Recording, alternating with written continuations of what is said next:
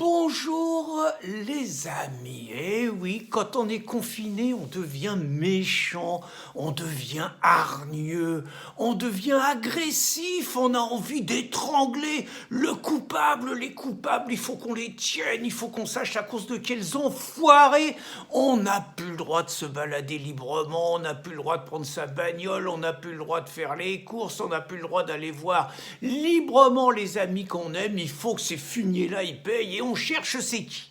Alors Michel Onfray, lui, il commence aussi à y aller, hein, ça a l'air de l'énerver, et il a sorti un papier un petit peu à la calache hier, intitulé « Voici venu le temps des assassins ». Et à la fin de son article, il a repris un texte paru sur Dreuze par Jean-Patrick Grunberg, où il a cité des sportifs, des artistes, des patrons, des chefs d'entreprise, des riches et tout, qui payent pas leurs impôts en France, et il a dit notamment que c'était eux les assassins et que c'était à cause d'eux si dans les hôpitaux, si partout, il n'y avait plus assez d'argent pour pouvoir faire face aux besoins. Alors moi j'aime beaucoup Michel Onfray, je trouve qu'il y a beaucoup de choses justes souvent dans tout ce qu'il raconte, c'est un esprit libre extraordinaire, mais je trouve que, même si je partage sa volonté, surtout que la plupart de ces mecs, des artistes et tout, c'est des mecs qui nous donnent des leçons partout et qui payent pas leurs impôts en France, bon, qui s'en prennent une bonne, c'est bien, mais je trouve que c'est plus compliqué encore que ce que raconte Michel, parce que moi je dis que les assassins, c'est depuis après De Gaulle et Pompidou, c'est les Giscard d'Estaing, c'est les Mitterrand, c'est les Chirac, c'est les Sarkozy, c'est les Hollande, c'est les Macron, c'est la gauche de la gauche, c'est les Mélenchon et tout, c'est tous ceux qui, quelque part, ont contribué par la politique qu'ils ont menée, par les revendications qu'ils ont en permanence mises en avant, à ce que de plus en plus, nous les Français, on paye des charges sociales, des cotisations sociales, on paye des taxes, on paye des impôts de plus en plus lourds pour des services qui sont de moins en moins bien rendus. J'explique. Moi, je me rappelle, j'ai commencé à travailler dans la presse en 1977. Je payais sur ma feuille de paye 11% de cotisation sociale. Quand j'ai terminé de travailler, je payais 26,5% de cotisation sociale. J'ai regardé, en 1965, l'ensemble des prélèvements obligatoires pour les Français s'élevait à 33%. Aujourd'hui, on dépasse les 50%. Il est clair que vous regardez vos feuilles de paye, vous regardez la TVA, on paye de plus en plus. Alors moi je dirais, si je payais plus d'impôts, pour que l'hôpital on soit bien soigné, bien accueilli à l'hôpital, pour que nos enfants aient un niveau scolaire extraordinaire, pour que nos routes soient bien entretenues, pour que nous soyons bien protégés par notre armée à l'extérieur et par des policiers à l'intérieur.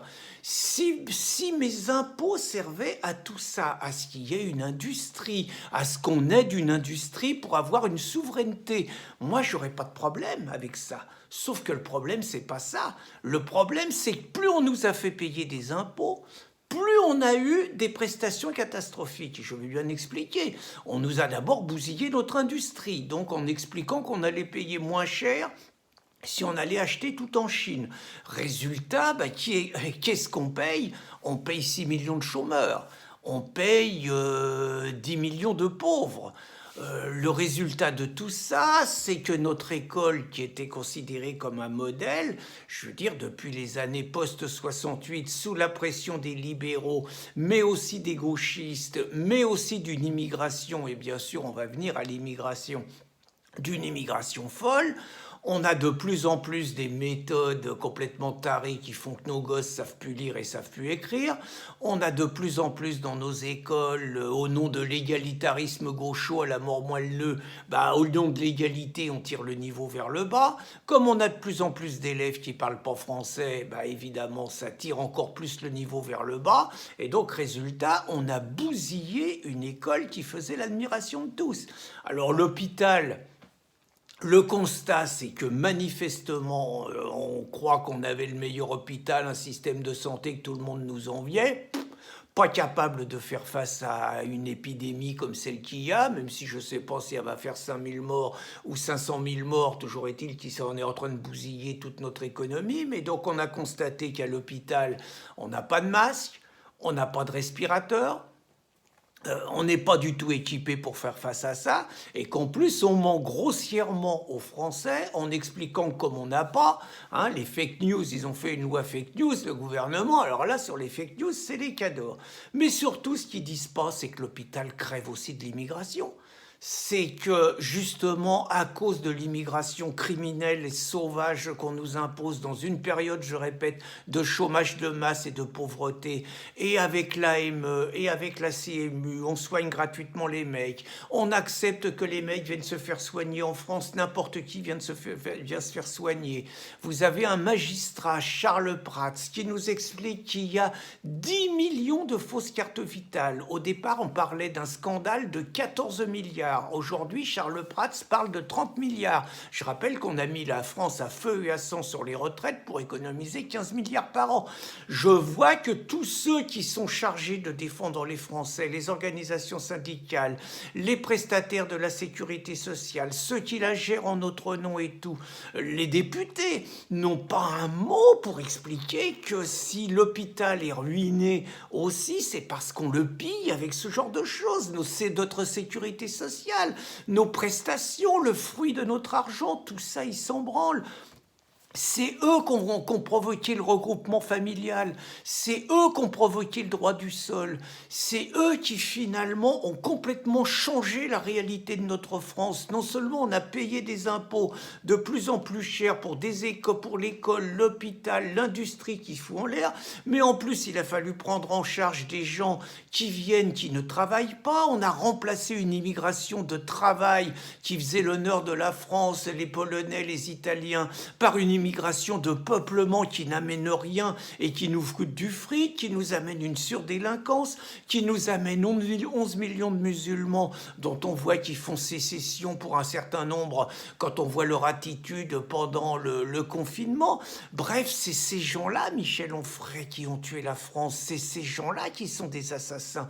Plus on leur a donné des sous, plus on leur en a demandé, plus ils ont été dans une culture, dans un discours de dilapidation de notre argent.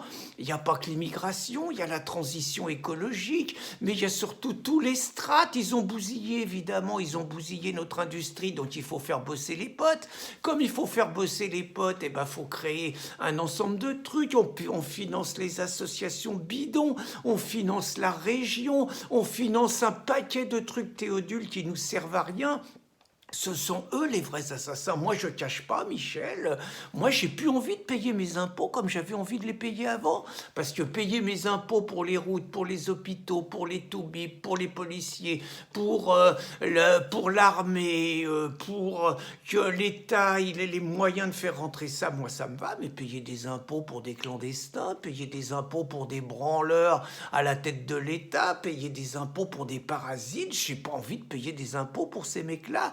Donc c'est vrai que les assassins, c'est aussi ceux qui ne payent pas leurs impôts, mais les assassins, ils ont pour nom Mitterrand, ils ont pour nom Chirac, ils ont pour nom Sarkozy, ils ont pour nom Hollande, ils ont pour nom Macron, ils ont pour nom Mélenchon, ils ont pour nom les associations droits de l'hommiste, les associations antiracistes, les juges, les universitaires, les journalistes et toutes les pourritures à cause de qui on est dans cette situation catastrophique. C'est eux les assassins de la France. Bonne journée les amis.